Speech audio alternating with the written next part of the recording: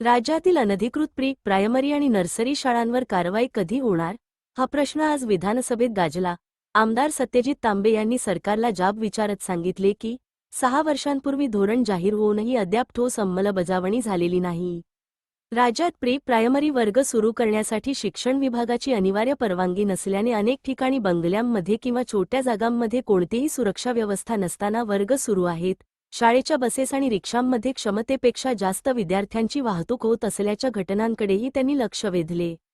राष्ट्रीय शैक्षणिक धोरण 2020 अंतर्गत खाजगी बालवाटिकांची अनिवार्य नोंदणी कधी लागू होणार आणि अनधिकृत शाळांवर कारवाई कधी होणार याची ठोस तारीख जाहीर करावी, अशी मागणी त्यांनी केली।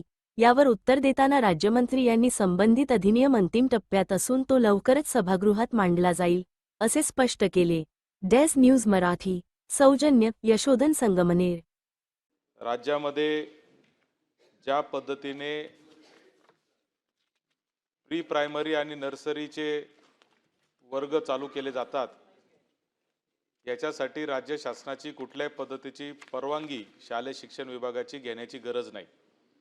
आणि म्हणून आपण पाहतो की ज्याच्या मनात येईल तो त्या पद्धतीने असे नर्सरीचे क्लासेस आणि वर्ग चालू करतात। कोणी बंगल्यामध्ये करतं, कोणी 2 खोल्यांमध्ये करतं, त्याची कुठल्याही पद्धतीची सुरक्षतेची व्यवस्था नाही, कारण त्याची नोंदणीच तुमच्याकडे नाही। आणि ती नोंदणी नसल्यामुळे त्याच्यावर कोणते बंधन टाकण्याचा शासनाचा प्रसंगच शासनाला येत नाही। आणि अशा या नर्सरीजमध्ये असे हे जे प्री स्कूल आहेत, प्रायमरी स्कूल आहेत, याच्यात वेगवेगळ्या पद्धतीच्या घटना घडतात। चिमुकले मुलं असतात, स्कूल बसेस त्यांना जे शाळेत आणतात सोडतात त्याचंही कुठे बंधन नाही। एका बसमध्ये कितीपेक्षा जास्त मुलं कॅपॅसिटीपेक्षा जास्त बसवले जातात। रिक्षाने जिथं जातात तिथं देखील 10-10 मुलं लहान असल्यामुळे जास्तीचे बसवले जातात। आणि म्हणून माझी राज्य शासनाला एक प्रश्न या सूचनेच्या माध्यमातून असा आहे, या उत्तरामध्ये मंत्री महोदय आपण असं उत्तर दिलेलं आहे आणि जे मला माहिती की तुम्ही परत उत्तरामध्ये तेच सांगणार आहात की राष्ट्रीय शैक्षणिक धोरणामध्ये खाजगी बालवाटिका म्हणजे नर्सरी जे आहेत त्यांच्यासाठी नोंदणी संदर्भात अधिनियम प्रस्तावित करण्यात येणार आहे। म्हणजे आज अस्तित्वात नाही, मग तो कधी अस्तित्वात येणार आहे, त्याची अंमलबजावणी कधीपासून होणार आहे, अनधिकृत ज्या शाळा चालू झालेल्या आहेत प्री प्रायमरी त्या कधीपर्यंत बंद होणार आहेत, याबाबतचं स्पेसिफिक उत्तर मंत्री महोदय आपल्याकडून अपेक्षित आहे।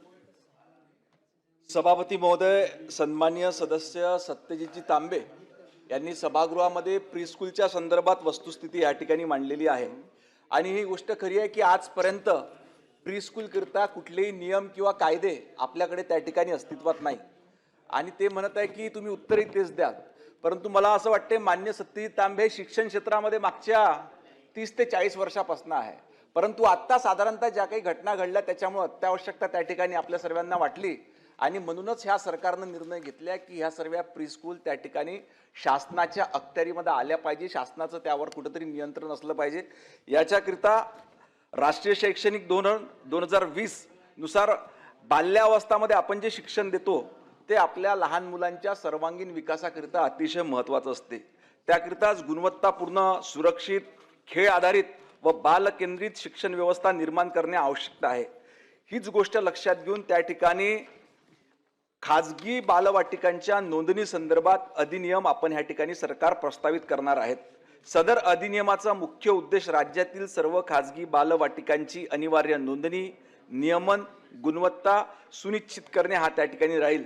त्याच्याकरिता नोंदणीसाठी सक्षम प्राधिकरणाची नेमणूक, ऑनलाईन पोर्टलद्वारे नोंदणी प्रक्रिया, नोंदणीची वैधता, नूतनीकरणाची तरतूद ह्या सर्व गोष्टी याच्यामध्ये करण्यात आलेल्या आहे।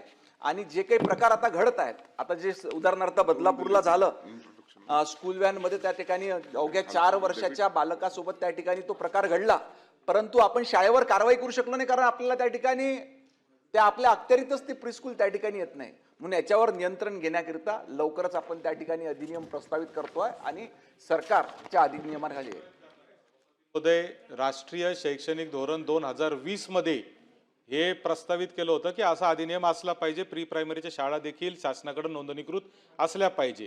आज 2026 आलेला आहे, 6 वर्ष हे धोरण येऊन झालेले आहेत आणि तरी राज्य शासन प्रत्येक वेळेस हेच उत्तर देत आहे की आम्ही ते आणणार आहे। कधीपर्यंत आणणार याचं ठोस उत्तर मंत्री महोदय आपण द्या, तारीख द्या. आज मी आपल्याला सांगतो की अंतिम स्तरावर आपली जी प्रक्रिया आहे, जे आपण अधिनियम तयार करतोय, अंतिम टप्प्यामध्ये लवकरात लवकर आपण हे सभागृहात मांडू.